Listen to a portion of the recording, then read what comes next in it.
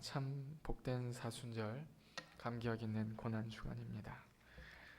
참 목회자로서 가장 큰 기쁨이면서 감격은 이제 말씀을 나눌 수 있다는 거예요. 그래서 말씀 묵상하면서 예배 준비하면서 참 은혜가 저도 되고, 그리고 이번 고난 주간 가운데 특별히 하나님의 사랑을 더 우리가 많이 느끼면 좋겠다, 그런 생각이 듭니다. 오늘 우리에게 주신 말씀 우리 함께 나누겠습니다. 마가복음 14장입니다. 마가복음 14장 53절에서 65절 우리 함께 나누겠습니다. 읽겠습니다. 마가복음 14장 53절에서 65절 한 절씩 나누어 교독합니다. 그들이 예수를 끌고 대제사장에게로 가니 대제사장과 장로들과 서기관들이 다 모이더라.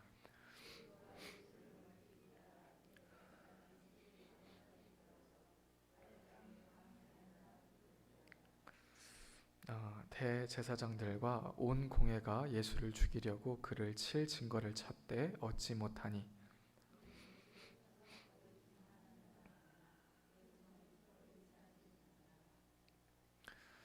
어떤 사람들이 일어나 예수를 쳐서 거짓 증언하여 이르되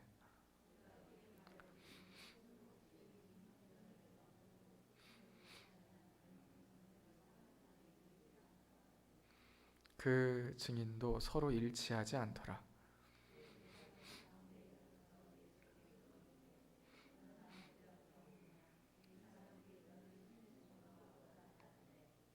침묵하고 아무 대답도 아니하시거늘 대제사장이 다시 물어 이르되 내가 찬송받을 이의 아들 그리스도냐?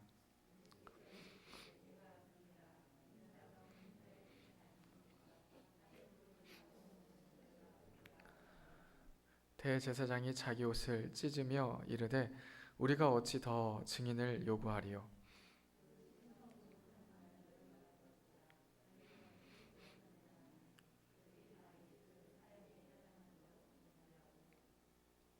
(65절) 함께 읽습니다. 어떤 사람은 그에게 침을 뱉으며 그의 얼굴을 가리고 주먹으로 선지자 노릇을 하라 하고 하인들은 손바닥으로 치더라. 아멘.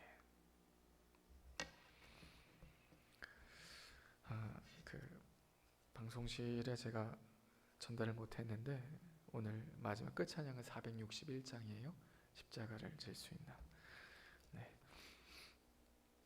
오늘 말씀은 아무도 없었다. 이 제목으로 함께 은혜를 나누고자 합니다. 철학자이자 신학자인 키에르케고르는 고독은 죽음에 이르는 병이다, 그렇게 말을 했습니다. 그 말의 뜻은 우리가 일상을 살면서도 많이 체험합니다. 우리의 삶 속에서 외로움이란 것, 우리 주변에 아무도 없다 여겨질 때가 있다면 그때 참 괴롭습니다. 어쩌면 이 손이 베이는 거나 다리가 아픈 것보다 이 마음의 고통이라는 것이 정말로 힘든 일인 것 같아요. 왜냐하면 오늘날 이 현대의학이 발달해서 육체의 병은 많이 고치지만 이 마음의 병은 쉽게 고칠 수가 없습니다. 사람이 많이 살고 있는 곳이지만 마치 바다 한가운데에서 물이 없다 하는 것과 같이 우리 현대인들은 자주 외로움과 고독을 느낍니다. 지난 주일날 제가 성공이를 부대에다 데려다 줬는데 밥을 맛있게 먹고 이제 주소지를 찍고 갔어요. 근데 저한테 택시 타고 새벽에 와서 그런지 낯설다고 제가 계속 물어봤어요. 괜찮니? 괜찮아요. 밥도 맛있게 먹고. 그래서 이제 가야겠다고 해서 보냈는데 한 부대 한 2-3km 남으니까 갑자기 저한테 그래요. 목사님 울렁거려요. 그래서 제가 갑자기 속도를 줄였어요. 내가 차를 험하게 물었나? 그랬더니 아니래요. 왜 울렁거리냐 그랬더니 부대에 들어갈 생각하니까 울렁거려요. 그러는 거예요. 그래서 제가 그렇지. 그곳에도 사람이 있고 그곳에도 많은 관계들이 있지만 외로움을 느끼는 더 특별한 곳이 군대입니다. 그래서 군대 간 지체들을 위해서 우리가 더 많이 기도가 필요해요. 그만큼 이 사람이라는 것이 밥을 새끼 잘 먹는다고 그리고 잠을 잔다고 다 행복하고 다 평안할 수가 없는 거죠. 우리의 내적인 마음과 내적인 쉼이 참 중요하고 우리 주변에는 서로가 서로의 손을 붙잡아주는 격려와 지지가 필요합니다. 그래서 우리 그리스도인에게는 이 칭지격동, 칭찬, 지지, 격려, 동기부여. 여러분 뭐라고요? 한번 따라합시다. 칭지격동, 칭찬, 지지, 격려, 동기부여. 여러분 이 사순절 고난주간 기간에 외로운 사람 없도록 우리가 더 애씁시다. 근데 오늘 본문의 주님은요 아무도 없었어요. 아무도 없었습니다. 오늘 우리가 읽은 본문 53절에 보면 그들이 예수를 끌고 대제사장에게로 가니, 여러분 이 끌고 갔다 이 표현은 사실 예수님께 전혀 어울리지 않습니다. 예수님은 가난한 자, 외로운 자, 그리고 슬퍼하는 자들을 찾아가서 위로하시고 사랑하시는 그렇게 따뜻하신 분입니다. 근데 이런 예수님 앞에 앞전 구절을 보면 칼과 몽둥이를 들고 예수님을 잡으러 왔어요. 그리고 예수님을 포박하듯이 잡아다가 예수님을 끌고 갔습니다. 그렇게 끌려간 곳이 어디냐면 바로 이 대제사장인 가야바의 집입니다. 이 가야바의 집에 예수님이 끌려갔을 때에 이 마가복음의 기자는 참 이 부분에 베드로의 모습을 엮었어요. 그 다음 절에 보면 베드로가 예수를 멀찍이 따라 대제사장의 집들 안까지 들어가서 라고 기록합니다. 다른 복음서에 보면 이 대제사장인 가야바의 지인이 있었던 것 같아요. 제자들 중에 그 사람이 요한이었다 이렇게도 얘기하는데, 어쨌거나 베드로가 통행증을 받아서 그가 가야바의 집까지 들어가는 용기는 있었습니다. 근데 마태복음서에 보면 베드로가 왜 들어갔냐면 끝에 어떻게 될까 하고 그렇게 기록해요. 그러니까 그 말씀 뜻은 뭐냐면 예수님이 저곳에 끌려갔는데 뭔가 다른 일이 일어나지 않을까, 뭔가 저기에 변화가 있지 않을까, 그가 그러한 마음으로 용기를 내서, 다른 제자들은 옷이 벗겨지는 줄도 모르고 도망치는 제자들도 있었지만 베드로는 그래도 그 주님 앞에 갔던 것 같아요. 그런데 베드로도 사실 거기까지였습니다. 예수님께서 그 모여있는 많은 사람들 앞에서 이제 신문을 받습니다. 원래 신문이라는 것은 낮에 받아야 하는 것입니다. 그런데 이때에 그 다음날 이 빌라도에게 예수님을 넘겨주기 전에 확증한 예수님을 죽일 증거를 잡기 위해서 이 대제사장과 서기관과 여러 사람들이 이 예수님에 대한 증거들, 악한 증거들을 모았어요. 그런데 오늘 본문 읽은 것을 보면 알 수 있듯이 55절에 공회가 예수를 죽이려고 그를 칠 증거를 찾되 얻지 못하니, 아무런 증거를 얻지 못했습니다. 예수님을 고발할 수 있는 어떠한 증거도 찾지 못했어요. 예수님은 의인이셨습니다. 예수님은 끌려가실 분도 아니었고 억울한 일을 당하실 분도 아니었어요. 그런데 그곳에 가셔서 거짓 증거하는 자 중에 어떤 자가 있었냐면 58절에 예수님께서 성전을 헐고 다시 짓겠다. 근데 사실 그 말씀은 자신의 육신의 성전을 들고 하신 말씀이었어요. 그런데 그 말조차도 이 증인들의 말이 서로 맞지가 않는 것입니다. 증인이란 이 같은 말을 해야지 그것이 증거가 되지 않습니까? 법정에 설 때에 객관적인 증거란 그런 거예요.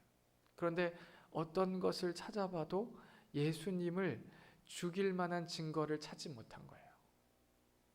그런데 이러한 상황 속에서 주님은 61절에 어떻게 하셨냐면 침묵하고 이렇게 기록합니다. 침묵하고.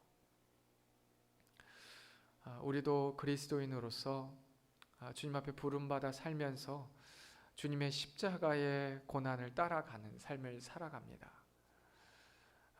우리 교회 지체들 가운데에는 믿음의 1세대가 참 많아요. 저는 우리 교회 청년들이나 이렇게 중고등부, 이제 유초등부를 보면 부모님은 신앙생활하지 않는데 본인은 예수님께 나와서 예배하는 그러한 1세대를 이렇게 마주하여 봅니다. 그러면 참 귀하다. 그런데 여러분, 우리가 그리스도인으로서 오늘날 이 세대 가운데 살지만 참 예수님 정말로 사랑하고 믿는 사람들을 자주 못 만날 때가 많아요. 특히 우리 일터에서 청소년들은 학교에 가면 이제 예수님 믿는 사람들이 3%라고 합니다. 3% 이하면은 이제 미전도 종족이라고 선교사들이 얘기를 해요. 그래서 청소년들이랑 청년들을 이제 다음 세대라고 하지 않고 미전도 종족이다 그렇게도 말해요. 그러니까 새로운 종족이다. 다음 세대가 다른 세대가 됐다. 그만큼 대학교에 가도 학교에 들어가도 예수님 믿는다. 교회 다니는 건 그래도 있을 수는 있는데 정말 교회 다니고 예수님을 나의 주 나의 하나님으로 모신 사람이 있는가 찾아보면 정말로 적습니다. 그러니까 외로운 거예요. 그 가운데에. 그리고 우리도 사역을 하다 보면 이 세상에서의 외로움이나 혼자됨 뿐만이 아니라 우리 가정에서도 나만 믿으면 외로워요. 누군가에게 특히 가족들의 지지를 얻고 함께 신앙생활하면 너무 좋은데 그럴 수 있는 마음의 문을 열어주지 않을 때면은 참 답답하고 마음이 외롭게 느껴지고 기도하다 보면 응답되지 않는 것 같은 답답함도 있습니다. 그리고 또 어떻습니까? 우리 교회 안에서도 우리에게 맡겨진 사역을 감당하다 보면 때때로 혼자 있는 것 같을 때가 있어요. 좀 더 크고 많은 인원이 있는 교회는 작은 거 뭐 하나 해도 잘 드러납니다. 그리고 박수 받고요. 그리고 칭찬 받고요. 지지와 격려가 쏟아집니다. 그런데 사실 작은 교회에서는 그것이 더 어려워요. 사역하다 보면 하는 사람이 또 하는 것 같고 그리고 아무도 하지 않는데 나 혼자 하는 것 같고 이게 어떤 의미인가? 정말 하나님 나 보고 계신가? 그런 외로움으로 지칠 때도 있습니다. 여러분 우리 가운데에 주님만큼은 아니지만 어쩌면 하나님께서 우리에게 허락하신 이러한 고독의 시간이 있어요. 외로움의 시간이 있습니다. 근데 그때 우리는 나 이렇게 힘들어요. 나 이렇게 외로워요. 그렇게 이야기하기보다 때때로는 침묵하며 하나님의 음성을 들을 때가 필요합니다. 오늘 본문의 예수님은 그 어떠한 변호도 하지 않으셨습니다. 그 어떠한 자기 주장도 하지 않으셨습니다. 오늘 본문에 61절에 침묵하고 아무 대답도 아니하시거늘 대제사장이 다시 물어 이르되 이렇게 합니다. 또한 60절에 너는 아무 대답도 없느냐? 이 사람들이 너를 치는 증거가 어떠하냐 하되. 우리 그리스도인들이 세상에 믿지 않는 사람들에게 공격받을 때 막 항변하고 싶고 변호하고 싶고 따지고 싶지만 어쩔 때는 하나님께서 성령을 통하여 우리의 입술을 침묵시킬 때가 있습니다. 너무 답답하고 소리치고 싶은데 울며 기도하는 것밖에 답이 없을 때가 있습니다. 우리를 향해 정죄하는 손가락이 있을 때에도 그렇습니다. 외로움으로 고독 가운데 아무도 알아주지 않는 것처럼 느껴질 때도 있습니다.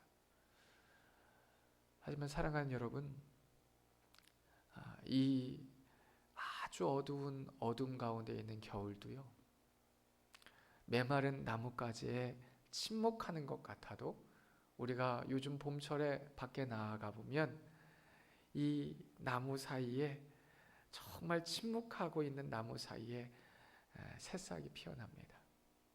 어쩌면 우리가 정말 고독하고 외롭다고 느끼는 그 자리 가운데에 하나님 앞에 붙들려, 예수 그리스도의 십자가에 붙들려 그 고난을 우리 가운데 채우면 주님이 그 일들을 통하여 우리의 삶에 봄과 같이 열매를 맺게 하실 줄 믿습니다. 여러분, 그것을 저와 여러분이 체험하길 축복합니다. 저와 여러분이 그것을 정말로 마주하며 기쁨과 감격으로 나눌 수 있길 축복합니다. 믿으시면 아멘. 아멘. 주님은 그런 침묵 가운데 있으셨지만 그 다음 다시 한번 물음이 찾아옵니다. 대제사장이 다시 물어 이르되 내가 찬송받을 이의 아들 그리스도냐. 여러분, 세상이 우리를 향하여 공격하고 침묵해야 될 때도 있지만 우리의 신앙을 명확하게 드러내야 할 때도 있습니다. 주님이 뭐라 하십니까? 62절에 내가 크니라 인자가 권능자의 우편에 앉은 것과 하늘 구름을 타고 오는 것을 너희가 보리라. 내가 크니라. 주님은 이 고백을 통하여, 이 선포를 통하여 우둔하여 깨닫지 못하였지만 그들이 그것으로 인하여 예수님을 못 박아 죽일 신성모독의 죄를 덧붙였지만 주님은 자신을 드러내셔야 했습니다. 65절에 어떤 사람은 그에게 침을 뱉으며 그의 얼굴을 가리고 주먹으로 치며 이르되 선지자 노릇을 하라 하고 하이들은 손바닥으로 치더라. 주님은 이 고백을 그들에게 했지만 그 고백에 아무런 반응도 일으키지 않고 어두움 가운데 있는 그들은 예수님을 주먹으로 쳤습니다. 여러분, 이 가야바 대제사장의 집에 있는 예수님을 향하여 아무도 변호한 사람이 없었죠. 주님은 오늘 우리에게 이렇게 질문을 던지시는 것 같습니다. 누가 나와 함께 그 가야바의 집에 함께 있겠느냐. 그때 우리가 제가 주님을 변호하겠습니다.